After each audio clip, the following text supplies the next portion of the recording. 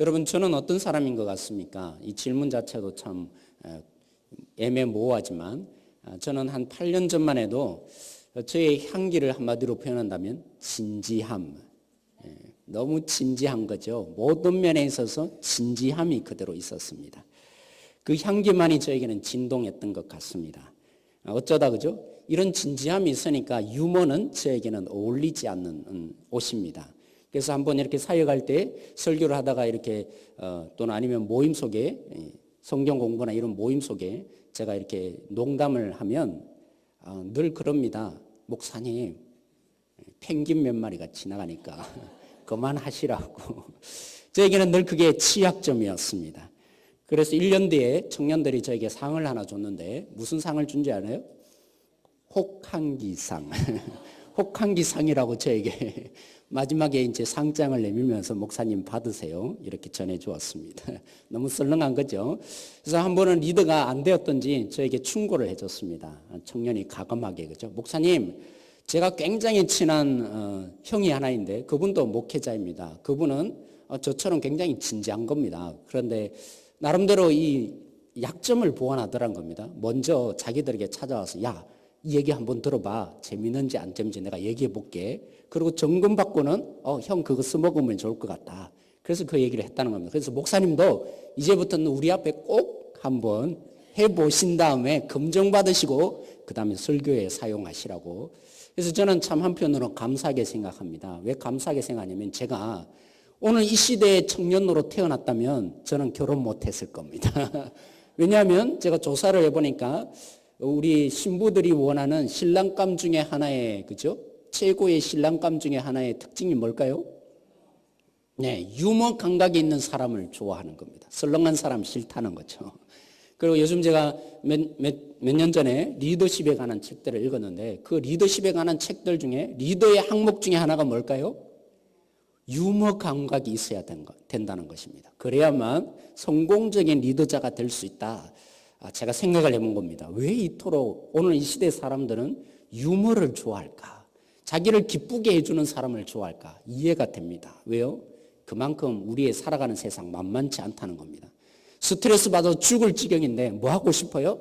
한 번쯤은 기쁜 일이 내 속에 일어났으면 좋겠는 거죠. 그것도 안 되니까 누군가는 인위적으로 뭔가 재미있는 감정을 나에게 불어넣었으면 좋겠다. 그래서 제가 이해가 됩니다. 오늘 이 시대가 얼마나 힘겹고 어려운 시대 우리 성도님들이 살아가는지 나름대로 이해가 된다는 거죠. 사랑하는 성도 여러분, 그러기에 오늘만이 아니라 우리는 오늘만 살지 않습니다. 내일도 살아야 되고요. 모르지요. 오늘 여기서 끝날지도 모르겠지만 하나님 부르시면 내일도 살아야 되고 모레도 살 거라고 여러분 예상 다 하시죠? 그런 우리에게는 뭐가 있어야 합니까? 행복이 주어져야 합니다. 사랑하는 성도 여러분, 오늘 살아가는 우리에게 오늘 이 예배 가운데 여러분들이 왜 오셨습니까? 행복함, 하나님이 주시는 행복으로 채우고 싶어서 오신 거 아니겠습니까? 원래는요, 오늘 우리가 읽었던 이 성경 본문의 시작이 그렇습니다. 원래는 우리 성경의 시작은 어떻게 되죠? 복 있는 사람은 하면서 마치 정의하는 것처럼 되어 있습니다. 근데 원래 성경을 제대로 읽어보면 행복한 자들이여 이렇게 시작하고 있습니다. 나는 너희들이 행복한 자라고 축하해 주고 싶다. 오늘 여기에 있는 우리 모든 성도가 그렇기를 원해요. 하나님이 행복한 자들이여 이렇게 우리를 향해서 정말 미소 짓고 우리를 향해서 찬송이 일어나는 그런 감동이 그런 부르심이 오늘 우리에게 있어지기를 소망합니다. 사랑하는 성도 여러분, 하나님은 우리에게 말씀하고 싶어 합니다. 어떤 말씀을 하고 싶어 하시는지 아세요? 눈물 나는 우리의 이 땅의 삶, 우리 자신이 아는 것보다도 하나님이 무엇보다도 잘 알고 계시다고, 헤아려 계시다고, 내가 그런 하나님이 되어주고 있다고 말씀하고 싶어 하십니다.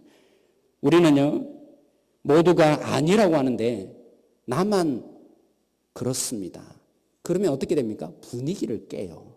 그러기에 우리는 함부로 쉽게 모든 사람이 그런 방향으로 가는데 나는 이쪽 방향으로 갈 거야. 그렇게 말하기가 쉽지 않은 세상에 살아갑니다. 그러다가 큰 코 다치는 거죠. 그런 사회 속에 우리가 살아갑니다. 우리가 주님으로 인해서 도전받고 그죠? 이렇게 살려고 하면 너 왜 그렇게 특별한 독특한 행동을 하냐고 그래서 우리의 신앙이 한편으로는 뜨거운 열정과 하나님을 향한 마음을 가지는 것에 대해서 자꾸만 제재가 일어납니다. 그래서 내 마음을 알아주지 못하는 신앙의 외로움이 우리 속에 몰려오는 것이죠.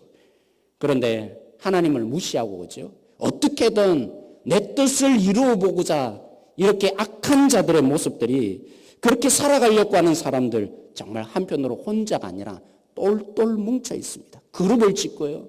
나름대로 함께 그 집단을 지켜가기 위해서 노력하고 있는 그런 모습들이 있는 거죠. 이런 인생을 하나님이 다 헤아리고 계세요. 그래서 오늘 여러분 하나님이 우리에게 선포하시기를 어떻게 말씀하시는지 아세요? 잘 보십시오. 1절에 의인은 뭐라고 하느냐면 단수로 되어 있습니다. 그런데 악인, 죄인, 오만한 자들 이들은 뭘로 되어 있습니까? 그냥 악인이라 하지 않습니다. 그냥 죄인이라 하지 않습니다. 그냥 오만한 자라고 하지 않고 뭐라고 합니까? 악인들, 죄인들, 오만한 자들 복수로 사용하고 있습니다. 동지이자 집단으로 그죠? 우리의 신앙은 그토록 지켜나가기 힘든데 정말 의인으로 살면 너무나 독특해 보이고 그래서 가만히 있으라고 하는 그래서 너무나 외로워질 수밖에 없는 이 신앙. 그런데 보여지는 세상은 어떻습니까? 악이 단체로 몰려서 성공하고 있어요. 이런 모습들을 일부러 하나님이 그려주는 것입니다. 나도 다 안다. 너희들이 이렇게 홀로 된 인생 속에 신앙의 모습을 보이고 있다는 것 나도 다 안다. 그렇게 하나님이 말씀하고 싶어 하는 거예요. 사랑하는 성도 여러분, 이것만이 아닙니다. 하나님을 따라가는 삶 정말 만만치 않다는 거. 가면 갈수록 신앙을 지키기가 얼마나 힘든지 하나님이 모르실까요? 내가 너무나 더 잘한다. 이렇게 될 것, 그 속에 너희들이 살아갈 것 누구보다도 내가 잘 알고 있다. 하나님이 그 마음을 전달하고 싶은 겁니다. 여러분, 의로움은 어쩌다가 한 번쯤 희귀하게 보여지는데 악함은 비일비재하게 우리의 삶 속에 일어나요. 그걸 하나님이 너무나 꿰뚫어 보시고 너희들이 그렇게 느끼고 있는 거 나도 안다. 그러니까 악인들은 잘 되어가는데 나만 신앙을 지키고 살려니까 너무 손해보는 것 같거든요. 이런 상처를 잊고 살아가는 우리의 신앙 하나님이 헤아리십니다. 악함이 너무나 비일비재하고 그것도 평범하게 돼요. 그것도 어떻게 해요? 가면 갈수록 악함만이 더 커지는 세상. 그것을 내가 너희들이 살아가는 건 내가 모를 줄 아느냐? 내가 너무나 끔찍히 알고 있다는 겁니다. 그래서 하나님이 오늘 표현하기를 어떻게 표현합니까?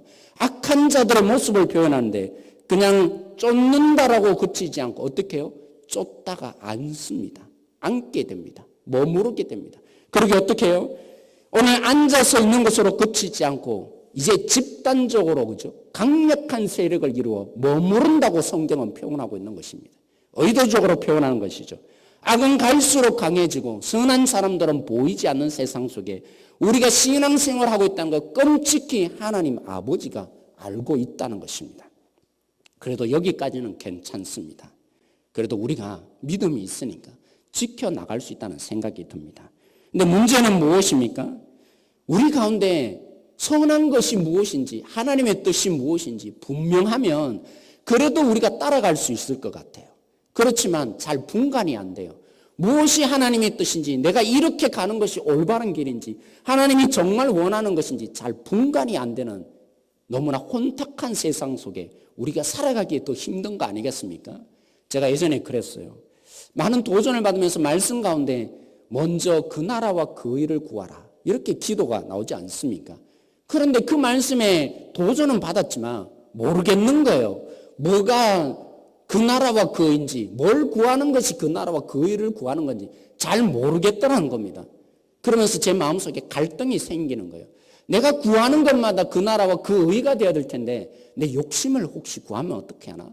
내 마음속엔 거룩함이 있어서 이걸 구했는데 알고 보니까 그 나라와 그 의가 아니라 내 욕심이면 어떻게 하나?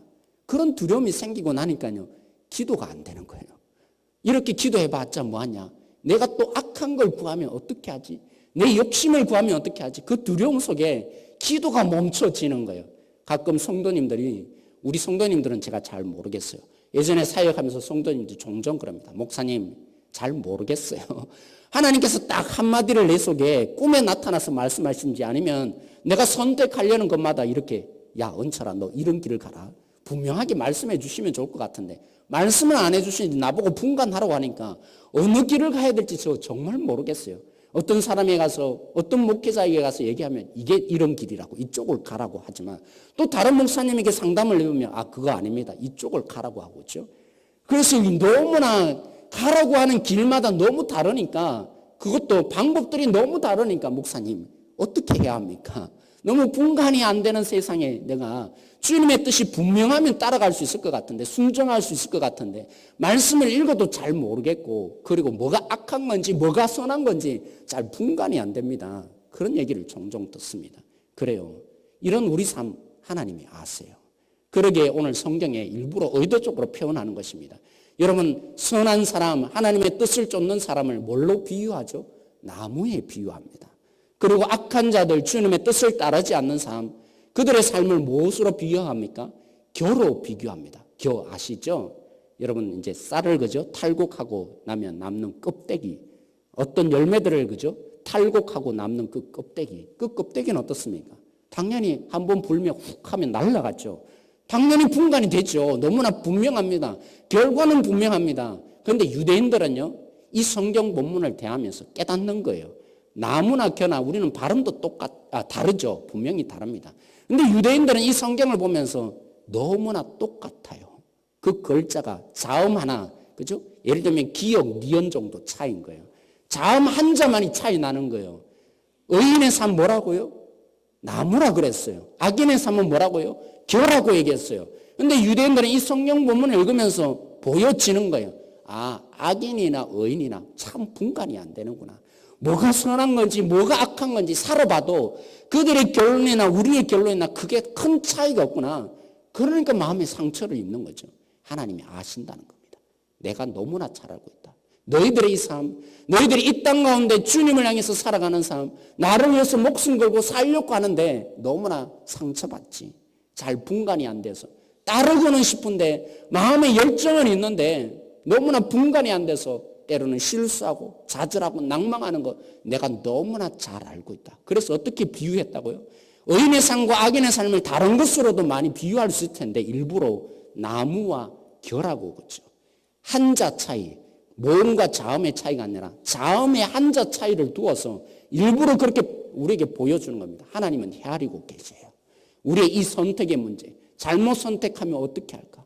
이렇게 잘못된 길을 따라가면 내가 실패하고 하나님이 벌 내릴 수도 있을 텐데 이렇게 애처롭게 여기는 우리의 이 외로운 삶 하나님이 헤아리고 계시다고 말씀하고 싶어 하는 것입니다. 사랑하는 성도 여러분 9.12 사태 언제 났죠?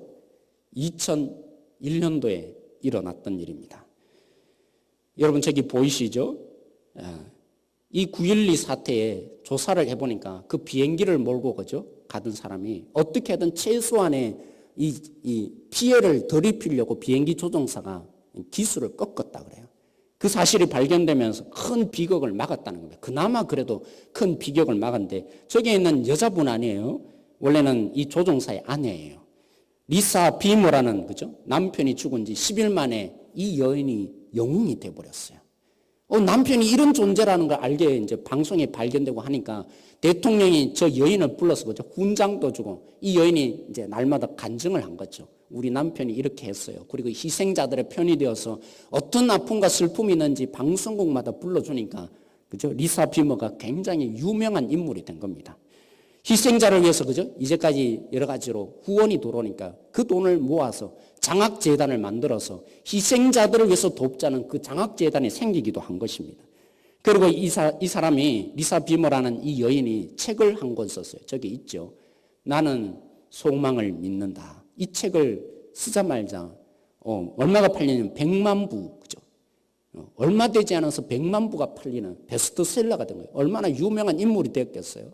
그러면서 여기저기 너무나 그죠? 바쁘게 그 사람이 살아가는 삶을 살아갑니다. 그런데 뉴스위크에서요. 이렇게 빛나는 삶, 겉으로 드러난 행복한 삶만 보여주는 게 아니라 영향을 끼치는 삶을 이제 그려주는 게 아니라 이 여인의 뒷면에 일어나는 안타까운 그의 무너진 마음들을 그려가기 시작했어요. 인터뷰하면서 어떻게 사세요? 그래서 그의 그죠?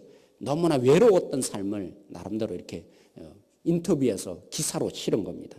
이 여인이 그죠? 집으로 돌아오게 되면 늘 맞이하는 게 있습니다. 시계였어요. 누구의 시계였을까요? 남편이 그죠? 비행기를 그렇게 조종하다가 죽었던, 그래서 남겨진 유품 중에 그 시계, 9월 11일 날 멈춰있는 그 시계가 날마다 자기 눈앞에, 그죠? 탁자 위에 모여있는 거예요. 늘 그렇게 먼저 맞이하는 겁니다. 그리고 아이들을 키우면서 때로는 너무 힘들고 어렵잖아요. 세 아이를 키우는데 때로는 여인 혼자서 키우기 너무 힘든 겁니다. 그럴 때마다 눈물 나니까 위층, 2층으로 올라가서 그죠? 벽장을 연다고 합니다. 그리고는 그 남편의 유품 중에 하나인 거죠. 옷을 붙잡고 엉엉 우는 거죠. 왜 먼저 갔어? 왜 당신이 먼저 가서 나를 왜 이렇게 힘들게 혼자 살아가야 해? 그렇게 울면서 나름대로 위로를 얻었다고 합니다. 근데 그녀의 인생 가운데 가장 큰 위로가 어디였는지 아세요? 그녀의 인생 가운데 이렇게 힘겹게 살아가는 가운데, 그렇죠? 너무나 외롭고 날마다 남편이 생각나고 혼자 살아가는 이 외로운 삶의 환경 속에 위로가 되는 곳이 한 군데 있었다 그랬어요. 일주일에 한 번씩 바로 이렇게 희생된 가족들의 모임들이 있었다는 겁니다. 미망인 여인들이 모이는 곳에 가서 서로 얘기하는 거죠. 남편이 없는, 아버지가 없는 삶 속에 때로는 아이들이 생일날 남편이 생일 카드 적어줘야 되는데 그럴 때 어떻게 했느냐. 아빠를 초대하는, 그죠? 어버이날, 그럴 때 너는 어떻게 했냐. 서로 그런 나눔을 한다는 겁니다. 그리고 이상하게 세상 사람들이 참 불쌍하게 자신들을 바라보면서 그냥 데이트 신청하는 거 아는 거죠. 불쌍해서 나랑 한번 데이트 할래요? 그런 남자들이 왔을 때 어떻게 대처할지 그런 얘기들을 서로 나눈 가운데 울며 웃으면서 그 속에 위로가 되더라는 겁니다. 자기 마음을 알아주는 사람, 똑같은 삶을 당해봤기에 그들과 함께하면서 이 힘을 얻었던 그런 얘기들을 뉴스위크에 실었던 것입니다. 사랑하는 성도는 그렇습니다. 우리가 세상을 이겨나갈 수 있는 힘이 어디에 있습니까? 이 아픔을 함께 해줄 수 있는 그런 사람들 옆에 있어주기만 해도 저 사람은 내 마음을 알아주네. 그 마음이 있을 때 우리가 세상 속에 이겨나갈 수 있지 않겠습니까? 근데 하나님이 오늘 말씀을 통해서 우리에게 도전하십니다. 나는 너희들의 이 안타까운 심정, 무너지는 심정, 세상 속에서 홀로 있는 것처럼 보여지는 가운데 나를 믿어야 하는 것이 얼마나 힘겹고 어려운지 누구보다도 내가 너무나 잘 안다. 끔찍히 안다. 왜요? 우리 하나님이 누구신데요?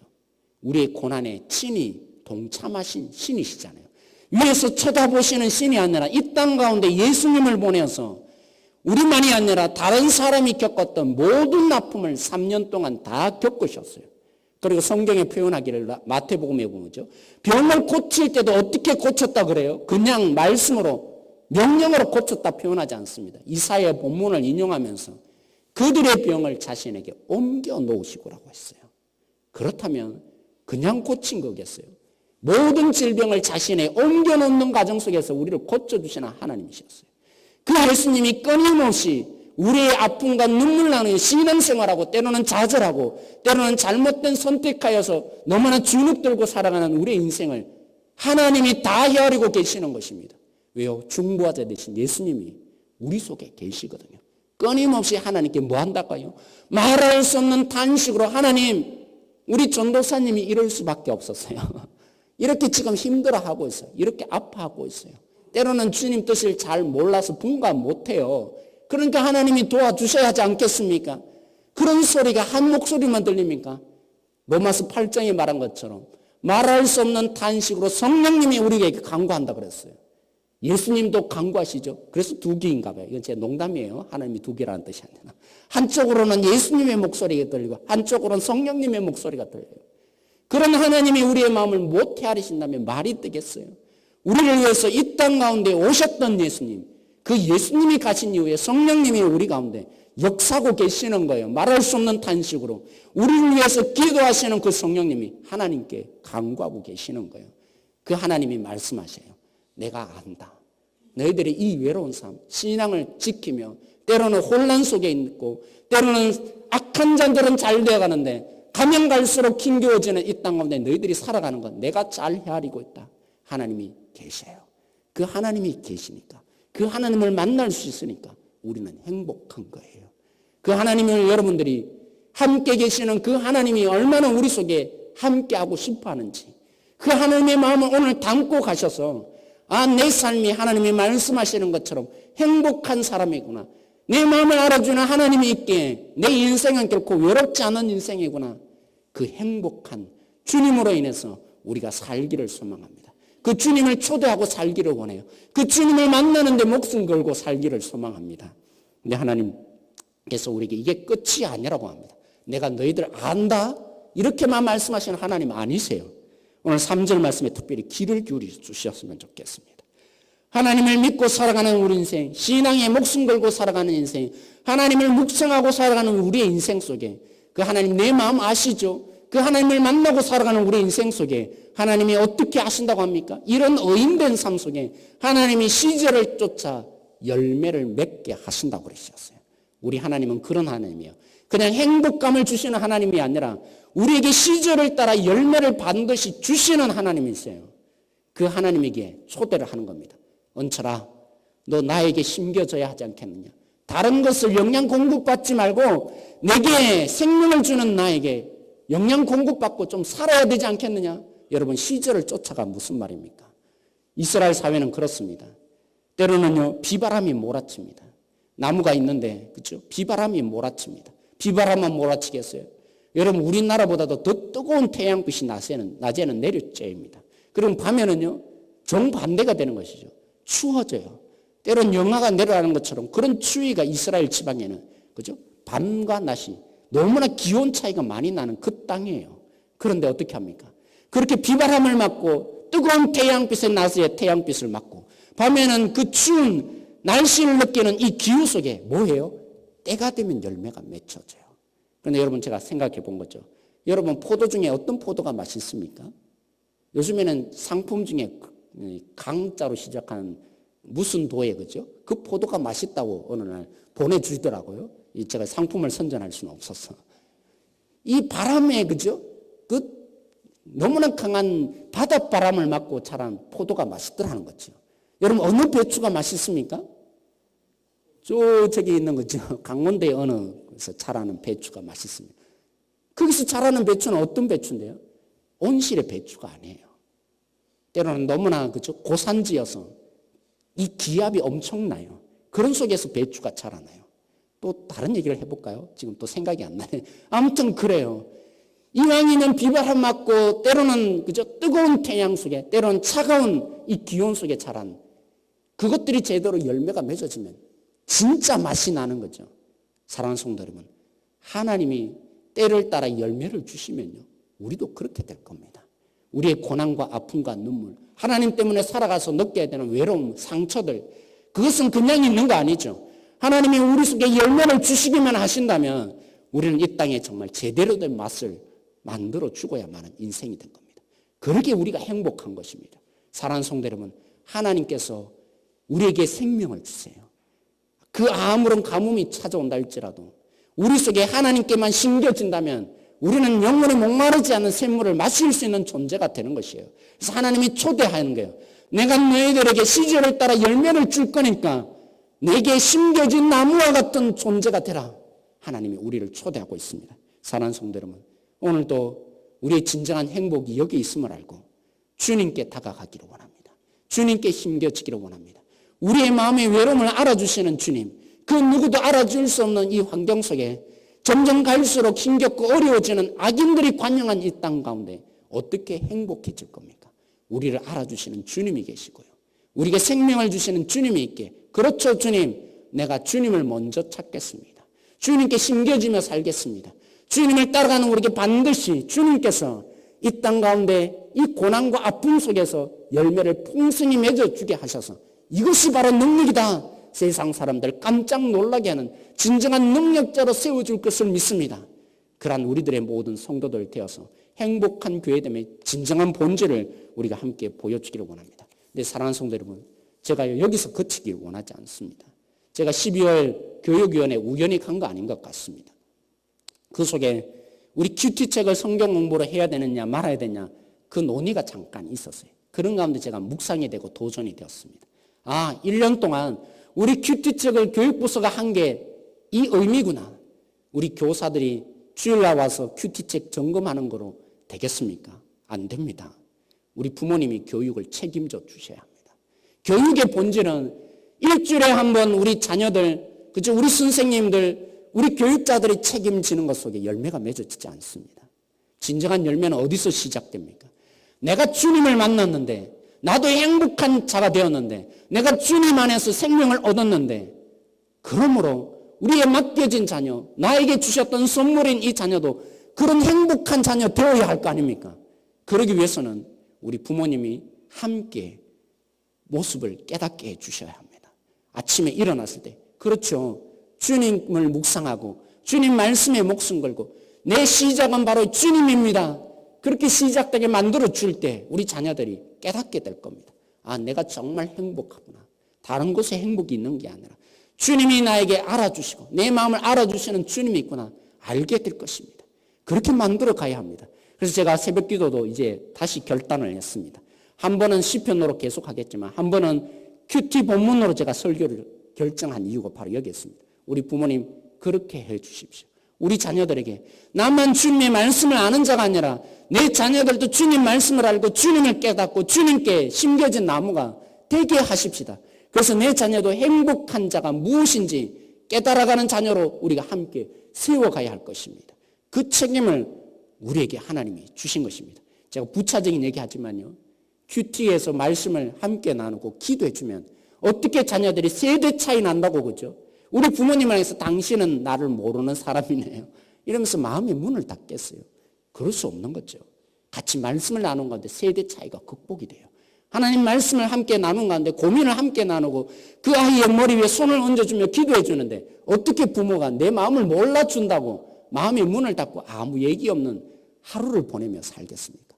그렇지 않죠. 우리 가정에 회복이 일어납니다. 우리 가정에 진정한 능력이 주어집니다. 우리 선생님들 그렇게 도전하십시다. 우리 부모님들 그렇게 우리 자녀들과 함께 말씀으로 세워가는 우리 모든 가정이 되어지길 소망합니다. 마지막으로 하나님은 3등입니다. 이 시로 함께 여러분에게 도전을 드리고 싶습니다.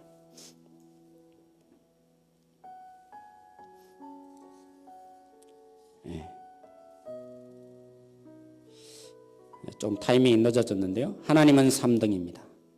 내게 하나님은 3등입니다. 1등은 하고 싶은 일, 2등은 해야 하는 일, 3등은 하나님을 만나는 일.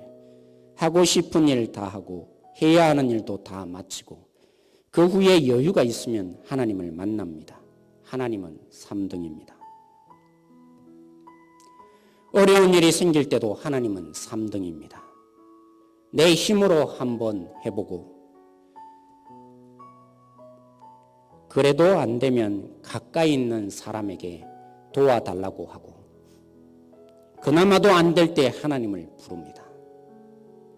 하나님은 3등입니다. 거리에서도 하나님은 3등입니다. 내게 가장 가까이 있는 것은 내 자신. 그 다음은 내 마음을 잘 알아주는 사람. 그 다음에야 저 멀리 하늘에 계신 하나님이십니다. 하나님은 3등입니다. 그런데 하나님께 나는 1등입니다.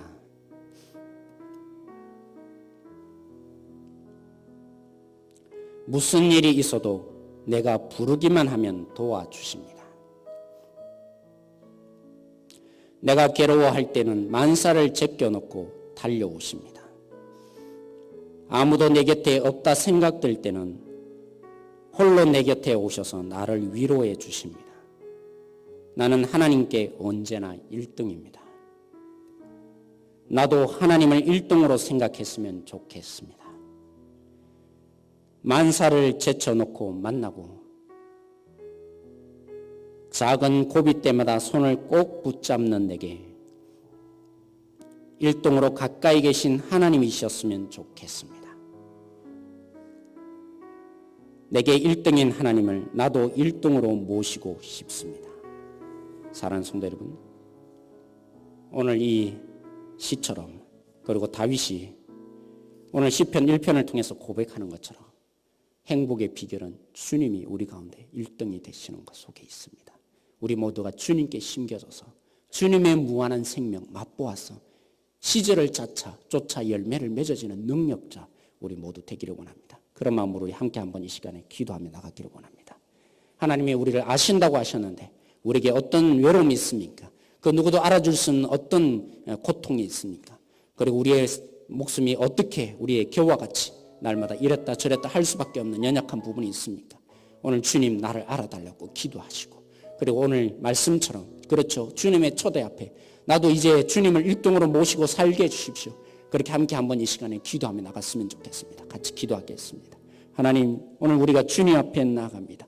우리의 삶 가운데 열어주시고 역사하시는 하나님, 우리의 아픔을 느끼게 하시고 또 우리의 아픔 속에 친히 감당하시는 하나님, 우리에게 하나님 끊임없는 목소리로 우리가 내가 너희들을 안다, 너희들 외로움과 지치고 낭망한 이 삶을 알아주시는 하나님 아버지, 그 하나님께 우리가 나아갑니다. 주님, 오늘 우리에게 역사해 오십시오. 주님, 하나님이 우리 가운데 동력자가 되어주시고 우리에게 능력자가 되실 줄 믿습니다. 시절을 쫓아 열매를 맺게 하시는 하나님이 되어주실 줄 믿습니다. 하나님, 그러기 위해서 1년 동안 우리가 씨를 뿌렸습니다. 우리 교육부서 속에 하나님 말씀으로 시작하고 그 말씀으로 내가 살자고 묵상하자고 주님을 묵상하고 살게 하는 우리 자녀들이 되고 싶어서 우리가 함께 나누었습니다. 오늘 이 말씀을 저희들에게 주신 것 감사합니다.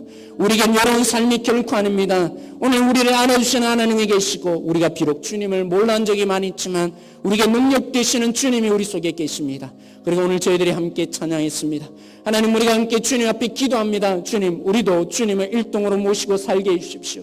주님, 우리의 인생 가운데 눈 뜨면 주님이 보여지기를 바라고, 우리가 주님 편히 쉴 때도 주님이 먼저 생각나는 이 삶 우리 가운데 주어지게 하여 주십시오. 주님 앞에 그런 삶을 살아갈 수 있도록 능력 가운데 우리를 이끌어 주시기를 소망합니다. 하나님, 참 감사합니다. 우리의 이 땅의 삶이 너무나 외롭고 힘겹고 지치고 낭망할 수밖에 없다고, 때로는 하나님의 뜻을 쫓고 싶어도 무엇이 하나님의 뜻인지 구별할 수 없는 지혜가 부족한 우리의 삶 너무나 잘 헤아리고 계시는 하나님이라고, 내가 너희와 함께하는 하나님이라고 말씀해 주시니 감사합니다. 우리의 인생 가운데 그저 함께 하시는 하나님이 아니라 시절을 쫓아 열매를 맺게 하시려고 우리를 행복한 자로 초대하시는 하나님이 되어주신 것 감사합니다. 그렇습니다. 이제 우리가 우리의 주님을 1등으로 모시고 살기를 원합니다. 눈 뜨면 주님을 향해서 기도하기를 원하고, 눈 뜨면 주님 말씀으로 묵상하며 살기를 원합니다. 주님을 가장 사랑하는 자로 살 수 있는 능력의 사람들 되게 해주십시오. 그리고 우리의 자녀들 하나님 내어버려 둘 수 없습니다.